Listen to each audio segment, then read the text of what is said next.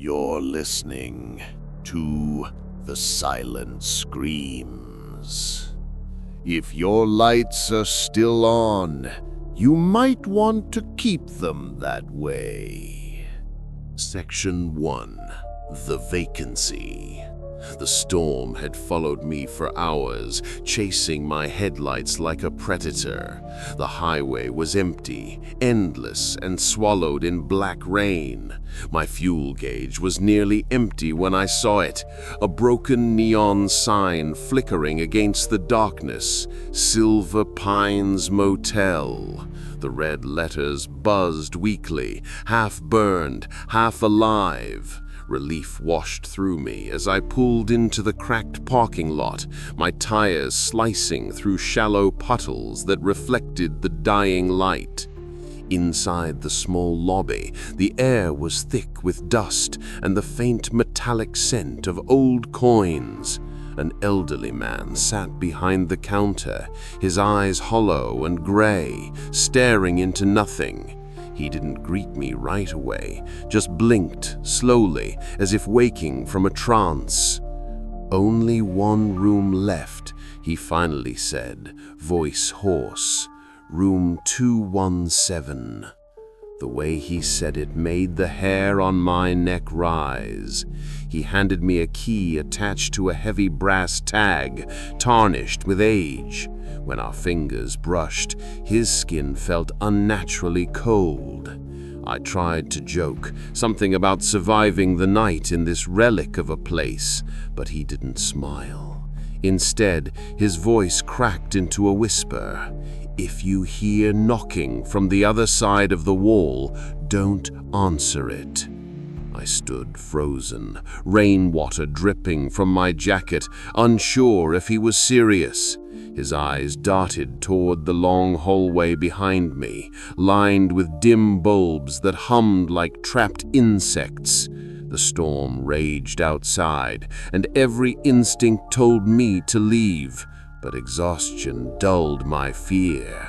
I turned toward the corridor, key in hand, not realizing that the moment I stepped into that hallway, something had already chosen me.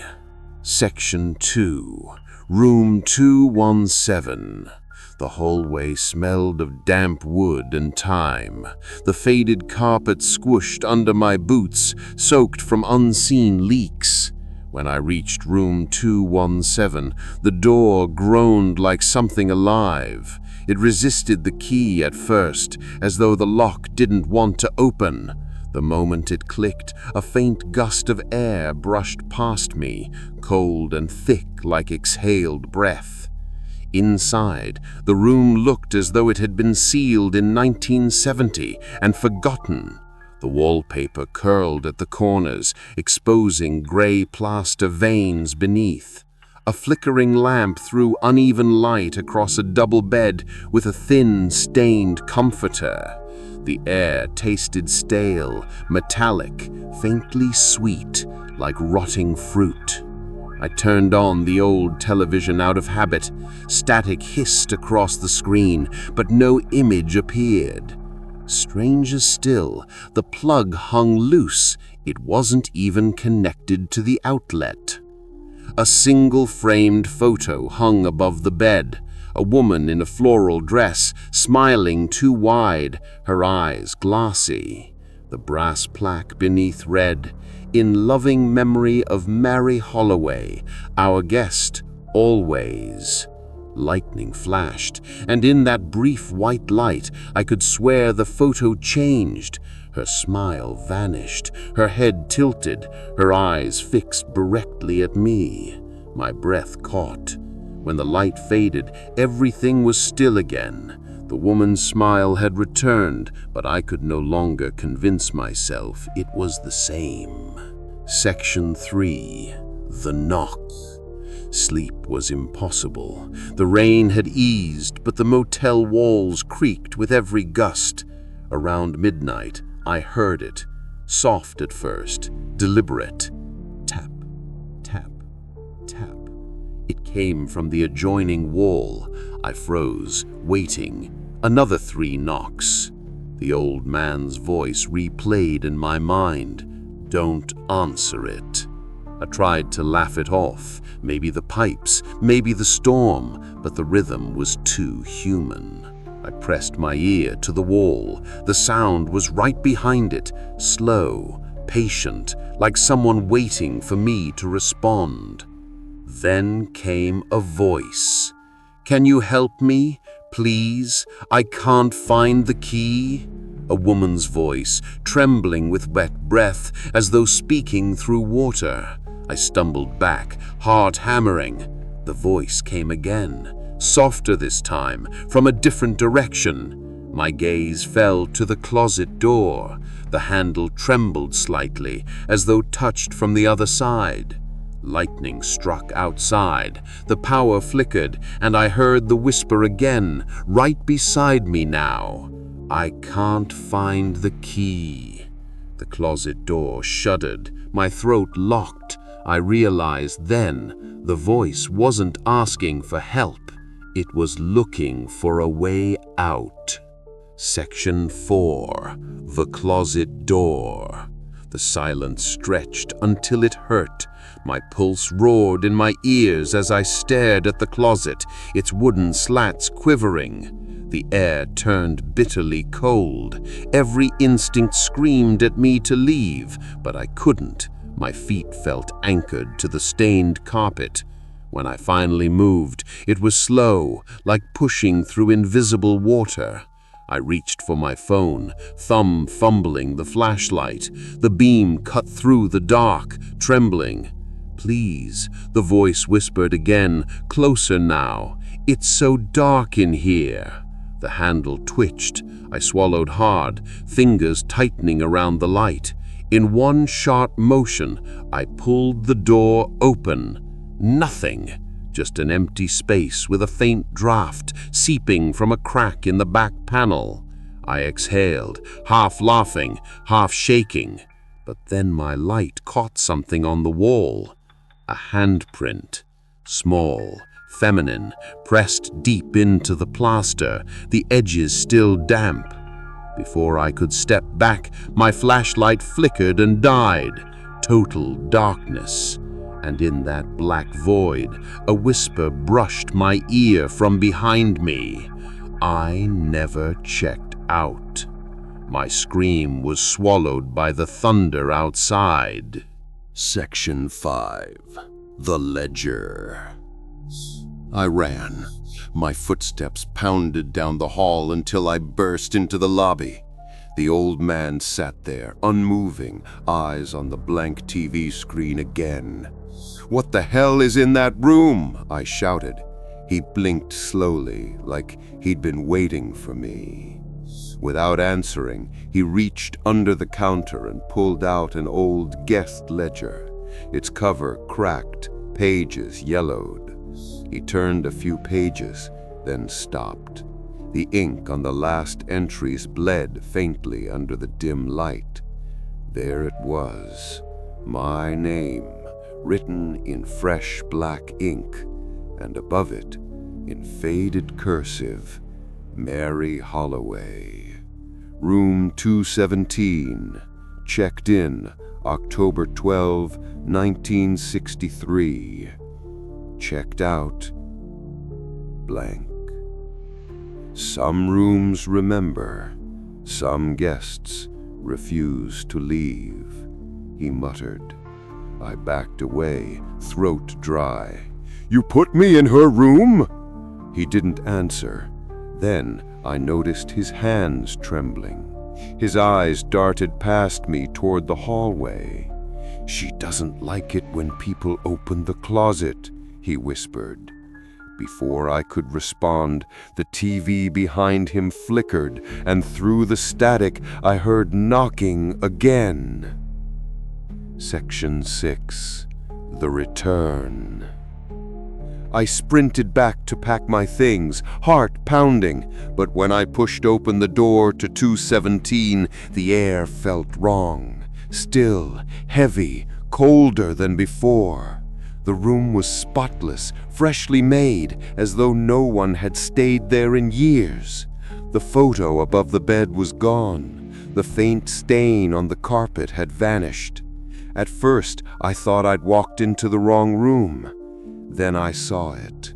A vintage leather suitcase resting neatly by the bed.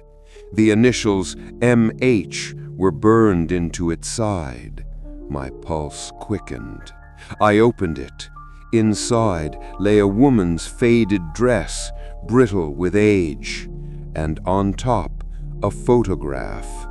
The same smiling woman from the frame. Only this time, there was someone else in the picture. Me, standing beside her. The floor seemed to shift beneath my feet. My reflection in the mirror flickered. For an instant, it wasn't my face staring back, but hers. Then, across the fogging glass, a single word appeared. Stay. Section 7. The Static. I stumbled toward the television, desperate for light, noise, anything. The old box TV came alive on its own, static filling the screen. I reached for the plug, but it was still unplugged. The static shifted, a faint image forming. It showed room 217 from a corner I hadn't seen before. The same bed, the same walls, and in the center of the frame, me, standing there, watching. Behind my on-screen reflection, the door creaked open. A second figure appeared.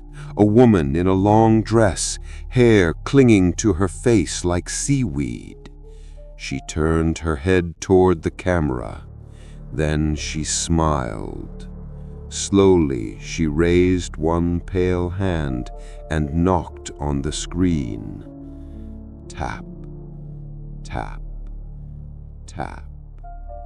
The sound didn't come from the TV. It came from behind me. Section 8. The Possession. The room plunged into black. My lungs seized as whispers circled me, overlapping, desperate. "Don't leave me," one voice sobbed. "Stay with me," another pleaded. I stumbled backward, reaching for the door, but it wouldn't open. A shape moved in the dark, then a cold hand gripped my wrist. The air pulsed, flashes of another time, another scene. I saw blood splattered across the wall, a woman crying in the corner, claw marks on the closet door. I heard her scream, muffled as the light faded. The whispers merged into one broken voice. "They locked me in. They forgot me. I never checked out." I felt her presence slide beneath my skin, cold and endless. My vision blurred, and for a moment I wasn't sure if I was still me. When the lights returned, I was on the floor. The door hung open, leading into a hallway that didn't belong to this motel. Just darkness stretching infinitely. And somewhere, deep within that black, I could hear her footsteps coming closer. Section 9. The Morning After. I woke to sunlight, birds, the smell of wet earth. Everything looked normal. The stains were gone, the room lifeless again. My things were neatly packed, as if nothing had happened. Maybe it had been a nightmare, a trick of exhaustion. That's what I told myself as I checked out. The old man was gone, the lobby was empty. On my car windshield, I found a folded receipt. Silver Pines Motel, guest, Mary Holloway. Date, today. I froze. My name wasn't anywhere on it. As I drove away, the motel disappeared in my rearview mirror, like smoke fading in daylight, but something heavy sat in the passenger seat. The faint scent of her perfume, the whisper of static. I looked over. The seat was empty, but the glove box was open, and inside lay a brass key. Room 217, still wet with condensation, as if recently held. Section 10. The Truth. A week passed before I dared to speak of it. When I finally returned to that stretch of highway, the motel was gone. No sign, no building, only a patch of uneven grass and the ghost of a driveway leading nowhere. But that night, as I unpacked at home, the air in my bedroom changed, colder, heavier. When I opened my bag, I found it again, the key to room 217. I heard it then. Tap, tap, tap. Soft, polite, rhythmic.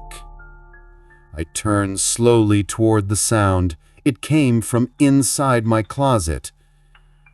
"Can you help me? I can't find the key." My hand trembled as I reached for the door. For a heartbeat, I thought about running, but part of me already knew it was too late. The brass tag was warm in my palm. The keyhole glowed faintly red. And as I turned it, something whispered behind me, breath cold against my neck. "Welcome back, Mary."